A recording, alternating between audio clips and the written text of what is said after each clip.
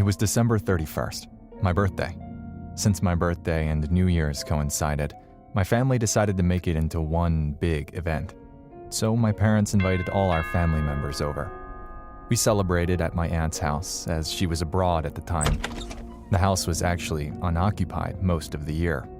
She hired a person to live there and take care of it. It was big, almost like a mansion, except there wasn't a second floor. It was just very spacious. My family members say the house is haunted, that spirits roam the halls when no one's around. Not to brag, but I was a smart kid. I genuinely didn't believe in ghosts. But that night changed everything. It was 10 seconds before midnight.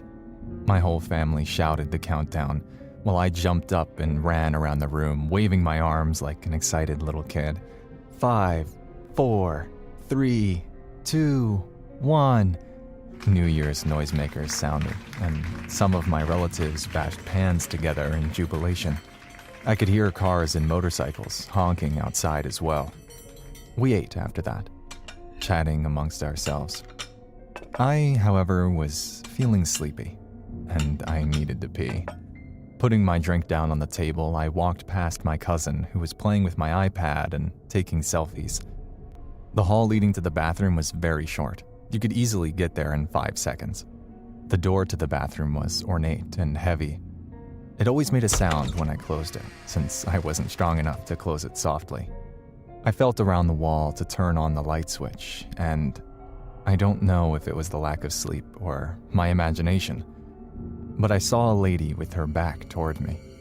She had long, black hair that went down to her lower back, and she wore a plain, white dress.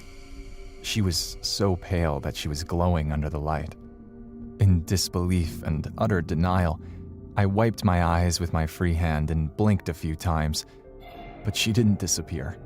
She was still there, her back facing me. I gently pulled the door closer to me, so close that if I pulled it any closer, it would shut. Taking a deep breath, I opened it again. The lady was still there. She slowly turned her head, and I immediately closed the door and ran towards my family, who were chatting idly and drinking wine. I sat back down on the sofa, and despite the cold weather, I was sweating. I managed to calm myself down after a few minutes. Suddenly, my cousin screamed, and everyone turned their attention to him. He pointed at my iPad. He looked scared, shocked, and in disbelief. My heart stopped when I saw what he'd caught in his selfies. The same lady, black hair, white dress, pale skin, making her way to the bathroom. I knew he hadn't edited them, since there wasn't any editing software installed on it except for the included stuff, which was mediocre at best. Not to mention he can't edit to save his life.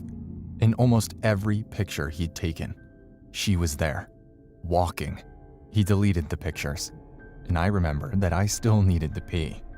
I didn't want to go back to the bathroom alone, so I asked my mom to come with me. She was annoyed that I made her open the bathroom door and made her stand next to me while I peed. It still doesn't make sense. If what I saw that day was just my sleep-deprived mind imagining things, then what did my iPad catch that day? Needless to say, I believe in ghosts now.